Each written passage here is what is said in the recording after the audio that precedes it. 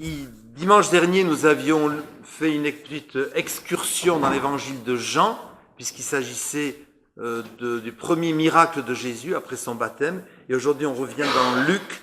C'est en quelque sorte la première prédication de Jésus à Nazareth.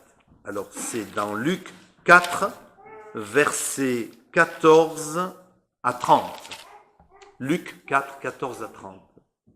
Seigneur, nous venons de chanter que nous voulons tourner nos yeux vers toi. Donne-nous, Seigneur, la présence de l'Esprit Saint pour mieux comprendre l'Écriture, pour en vivre, pour faire partager notre espérance autour de nous. Amen. Donc, Luc 4, 14. Jésus retourna en Galilée avec la puissance de l'Esprit. Le bruit se répandit dans toute la région. Il enseignait dans leur synagogue et il était glorifié par tous. Il vint à Nazareth où il avait été élevé et il se rendit à la synagogue selon sa coutume le jour du sabbat. Il se leva pour faire la lecture et on lui remit le livre du prophète Ésaïe. Il déroula le livre et trouva le passage où il est écrit « L'Esprit du Seigneur est sur moi » parce qu'il m'a conféré l'onction pour annoncer la bonne nouvelle aux pauvres. Il m'a envoyé pour proclamer aux captifs la délivrance, aux aveugles le retour à la vue, pour renvoyer libres les opprimés, pour proclamer une année de grâce de la part du Seigneur. Puis il roula le livre, le rendit aux servants et s'assit. Les yeux de tous dans la synagogue étaient fixés sur lui.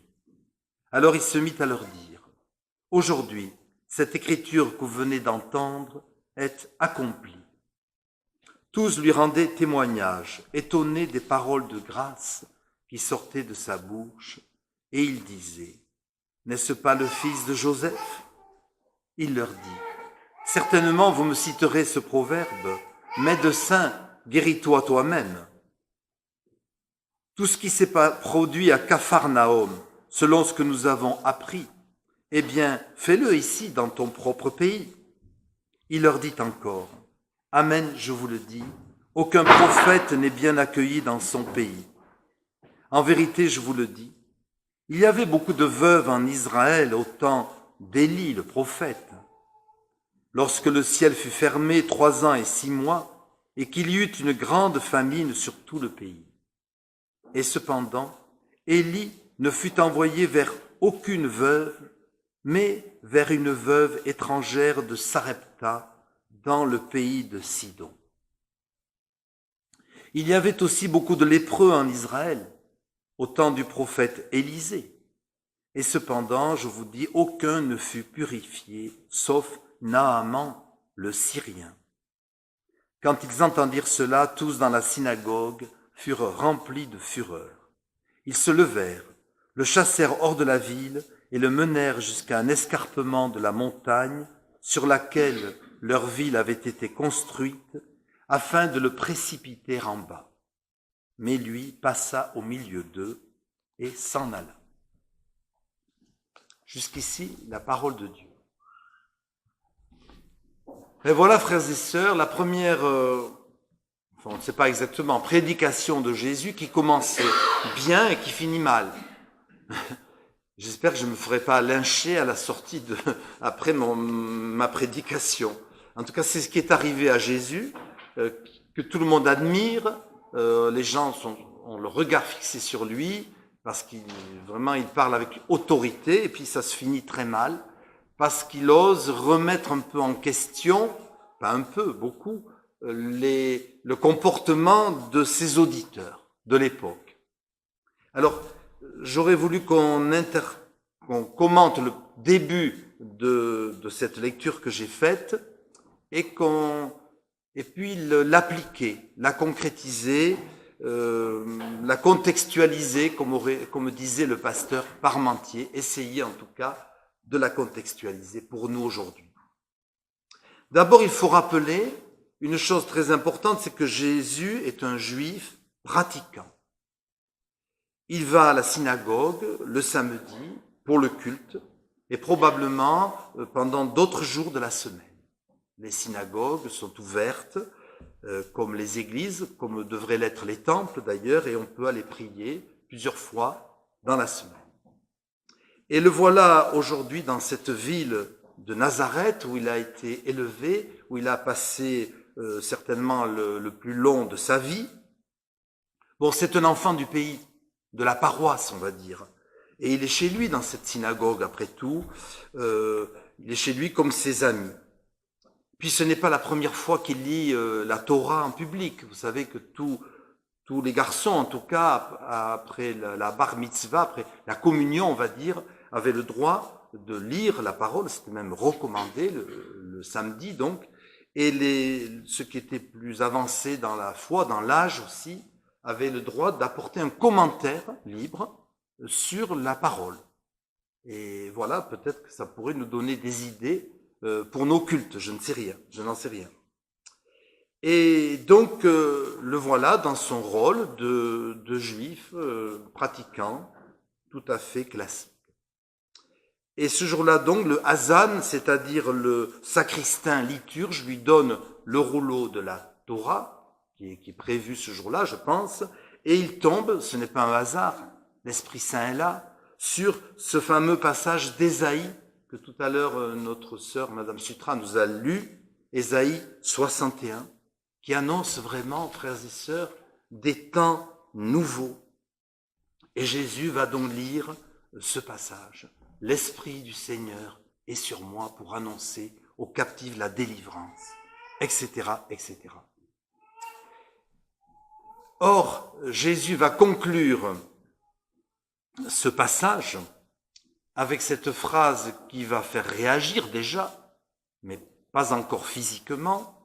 Il va dire, parce que cette phrase, l'Esprit du Seigneur est sur moi pour annoncer la délivrance, eh bien, qui c'est qui pouvait l'incarner, la dire avec autorité? C'était le Messie.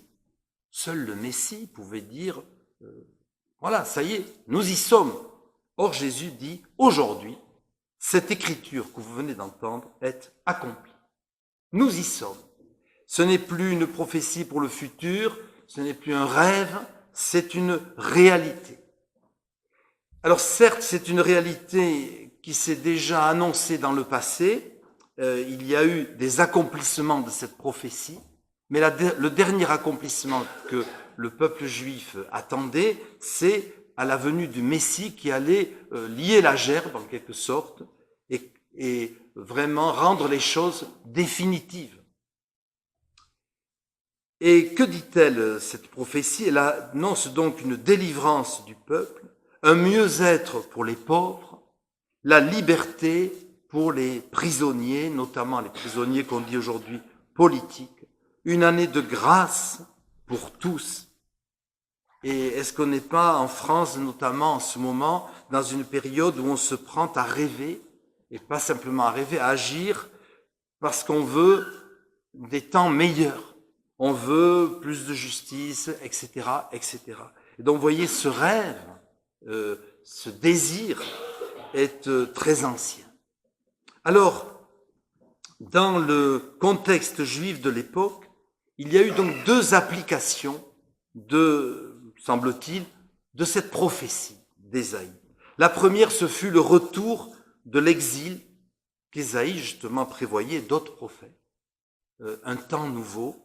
Ben, c'est vrai que quand Ésaïe l'a écrit, c'était pas encore réalisé. Or, ça s'est réalisé. Les Juifs qui étaient prisonniers à Babylone pour du travail forcé ont pu rentrer à la maison libres et en paix.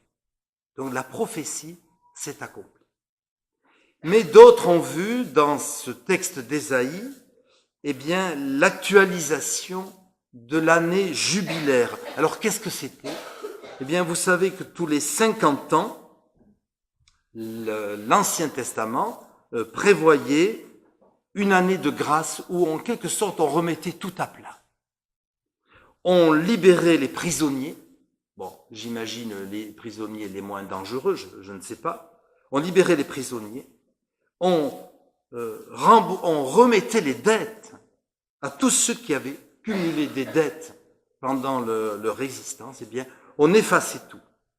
On restituait aux familles qui avaient été obligées de vendre leurs terres pour des raisons pécuniaires, on leur restituait leurs biens. Bref, c'était une grande remise à plat, une époque merveilleuse. Et qu'est-ce que c'était? Cette phrase est importante, c'était de donner une nouvelle chance à tous dans la vie. Voilà, Dieu qui fait du neuf, Dieu qui est le fondateur de l'espérance, veut que tout le monde ait sa chance un jour ou l'autre et que on puisse redémarrer dans l'existence. Et frères et sœurs, là on voit bien que la Bible réellement contient un message, comme on dirait, social. Hein? C'est pas nouveau. Hein? C'est pas simplement le Nouveau Testament, avec la prédication de Jésus, certes, mais c'est déjà dans l'Ancien Testament, il y a une dimension sociale évidente dans l'Écriture. Redonner sa chance à tous. Il n'y a rien de pire que de se dire que, par exemple, en raison d'un échec économique à telle période de sa vie, eh bien, on serait condamné à vivre toute sa vie dans la misère et l'endettement. Et c'est pour ça que l'année, au moins une fois par génération, l'année jubilaire permettait de remettre les choses à plat et de pouvoir redémarrer. Or, vous savez que c'est là que je parle d'actualisation. Aujourd'hui, dans un certain nombre de pays, il existe encore, hélas, des systèmes qui prévoient que vous êtes obligé de payer les dettes de vos parents sur plusieurs générations. Et c'est terrible, parce que l'enfant qui naît, eh bien, n'aura jamais de chance de s'en sortir. Parce qu'il faudra qu'il paye, et ses enfants après lui, et comme ça, parce qu'il y a des créanciers impitoyables, parce que le système le permet, que sais-je. Et c'est terrible que de naître déjà avec une vie hypothéquée. Et ça, c'est pas biblique, parce que l'Écriture veut redonner l'espoir, et encore une fois, de nouvelles chances à tous. C'est ça l'Évangile, qui veut dire bonne nouvelle. Et en ce moment, on est en train d'étudier le Deutéronome dans nos études bibliques. Il est question de la pauvreté, parmi d'autres sujets, et l'Écriture dit d'ailleurs, il ne devrait pas y avoir de pauvres parmi vous. Bon, hélas, il y en a toujours. Mais idéalement, le système devrait faire que tout le monde puisse vivre, travailler quand il le peut, certes, mais aussi vivre dignement. Alors, donc cette année jubilaire à laquelle Jésus rend hommage en tant que Messie, eh bien c'est ça, une action en faveur des pauvres, mais aussi une action en faveur de tous les opprimés, de tous ceux qui sont emprisonnés pour motif de conscience, de religion, que sais-je. Alors certes, Jésus est venu nous libérer en premier du péché. Et or, on est tous pécheurs. Et Jésus dit, celui qui commet le péché est esclave du péché.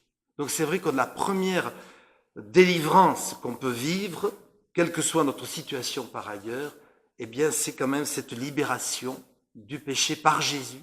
Et aussi, n'est-ce pas le principal, la vie éternelle, la promesse d'une vie qui dure toujours après la mort. Alors ça, je pense qu'il ne faut pas oublier ça, que l'Église oublie ce message. Le premier service à rendre à la société, c'est d'annoncer l'Évangile libérateur, l'Évangile du salut. Mais Jésus ne s'intéresse pas qu'à cette liberté spirituelle. Il s'intéresse à la liberté tout court, la liberté en général. Et Dieu sait si dans notre culture protestante, j'ai envie de dire aussi pyrénéenne, eh bien, la liberté, il y a des chants qui portent ce titre, nous est chère. Et donc, cette année du jubilé, c'était aussi de libérer les prisonniers, notamment les prisonniers d'opinion. Or, vous savez qu'aujourd'hui aussi dans ce monde, il y a tant de pays connus, identifiés, qui retiennent dans leur geôle notamment des journalistes qui n'ont rien fait d'autre que leur métier d'information. Et c'est réellement, d'un point de vue de l'Évangile, inadmissible, parce que Jésus est venu porter la bonne nouvelle et annoncer la libération, la liberté. Alors, que devient, frères et sœurs, cette promesse dans des pays où la liberté, et notamment la liberté de conscience, qui nous est si chère, mais où cette liberté n'existe plus? On peut poser la question, parce que c'est contradictoire avec le message du Christ. Alors cette liberté, dans le contexte d'Ésaïe, concerne certes toute l'humanité, mais aussi en premier lieu le peuple d'Israël. Cette année de jubilé était d'abord pour que déjà la communauté juive croyante puisse expérimenter ce recul de la pauvreté et cette véritable liberté. Et alors là, je fais, avant de conclure, un parallèle avec notre situation. Nous désirons le bien-être et la liberté pour le monde entier, certes. Mais en tant que chrétiens, nous avons aussi le devoir de nous préoccuper, peut-être en premier lieu, prioritairement, de nos frères, de nos sœurs chrétiens dans le monde qui sont privés de cette liberté, comme les Israélites l'étaient à Babylone. Et vous voyez, on ne peut pas égoïstement jouir de notre liberté, de notre paix, dans un pays où, grâce à Dieu et puis grâce aux institutions, règne la démocratie. Et il faut quand même être reconnaissant de vivre dans un pays de liberté, quel que soit ce qu'on peut dire par ailleurs. Donc, il ne faut quand même pas oublier, il ne faut pas tout mélanger. Donc, soyons reconnaissants. Mais profitons, frères et sœurs, de la liberté de parole que nous avons et d'action pour défendre ceux qui ne la partagent pas comme nous. Alors, vous savez que vient de sortir l'index mondial de la persécution des chrétiens, diffusé par l'organisme protestant d'ailleurs, Portes Ouvertes. Et c'est un organisme sérieux, reconnu d'ailleurs par le Conseil de l'Europe pour le sérieux de ses publications. Et chaque année, il publie un triste bilan de la répression, notamment des chrétiens, mais il n'y a pas que les chrétiens, il y a d'autres croyants aussi, bien sûr, mais notamment des chrétiens, la répression. Et je cite les premiers pays qui sont mentionnés dans cet index mondial de la persécution: la Corée du Nord, l'Afghanistan, la Somalie, le Pakistan, l'Érythrée, l'Inde, la Chine, le Mexique aussi, parfois, l'Égypte, l'Algérie, d'autres pays encore. La liste est longue, hélas. Alors, frères et sœurs, qu'est-ce qu'on peut faire face à ces situations? Bon, accepter comme une fatalité, dire, ben oui, ils n'ont pas de chance, on prie pour eux, voilà. Ben non, ça suffit pas. Puisque Jésus a annoncé une année de liberté, de grâce, on a peut-être des choses à faire. Il existe un moyen parfaitement pacifique de venir en aide à nos frères et sœurs, c'est par exemple d'écrire une lettre à l'ambassade du pays concerné. Alors vous savez, une lettre, c'est le système de l'A4. Une lettre ne fera rien, mais des millions de lettres pourraient faire bouger les choses. Mais hélas, ne sommes-nous pas trop passifs? C'est quand même pas difficile d'écrire une lettre bien au chaud dans son salon. Tout le monde peut le faire, mais souvent on ne le fait pas. Or, c'est un moyen parfaitement pacifique de faire bouger les lignes, de faire prendre conscience qu'on doit mettre en œuvre, frères et sœurs, la liberté pour tous, et en particulier pour nos sœurs et nos frères en Jésus-Christ. Alors voilà, frères et sœurs, j'ai pris le risque d'essayer d'actualiser cette phrase de Jésus aujourd'hui. Aujourd'hui, cette parole est accomplie. Vous voyez, ce n'est pas dans le passé, ce n'est pas demain, c'est aujourd'hui que si nous sommes une question qui est à l'origine de plusieurs réveils, que ferait Jésus à ma place? Ça peut s'appliquer dans plein de domaines spirituels, mais avec des exemples que j'ai cités, que ferait Jésus à ma place? Eh bien, qu'est-ce qu'il a fait à son époque? il a pris la liberté de parler pour ceux qui étaient privés de liberté. Alors, frères et sœurs, eh bien, sachons, nous qui aimons Jésus-Christ, qui sommes ses disciples, sachons suivre avec son aide, son exemple. Jésus a gagné la première partie de la bataille. Il est mort pour ses idées, mais il est ressuscité. Donc, il nous a encouragés, il a montré que le mal n'était pas le plus fort. C'est à nous, maintenant, avec son aide, à gagner la seconde partie de cette bataille. Oui, frères et sœurs, le jubilé, l'année de grâce a déjà commencé. Amen.